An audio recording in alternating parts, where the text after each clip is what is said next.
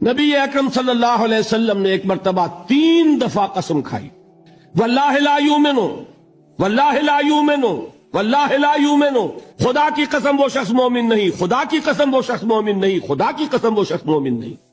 قیل من یا رسول اللہ، کسی نے ڈرتے ڈرتے پوچھا ہوگا اے اللہ کے رسول کس کے بارے میں ارشاد فرما رہے ہیں؟ اب جواب سنیے، الذی لا یامن جارہ بوائقہ، وہ شخص کے جس کی ایذا رسانی کی وجہ سے، جس کی بدخلقی کی وجہ سے اس کا پڑوسی امن میں نہیں ہے۔ یہ کوئی گناہ کبیرہ ہے؟ آپ کی فہرست میں تو گناہ ہی نہیں، کبیرہ کیا سوال، صغیرہ بھی نہیں، اچھا کردار کا معاملہ نہیں ہے، یہ کہیں گے گناہ کی فہرست میں نہیں آئے گی بات۔ لیکن اس پر اللہ کے رسول نے 3 دفعہ قسم کھائی، ایمان نہیں ہے، ہرگز نہیں ہے، خدا کی قسم نہیں۔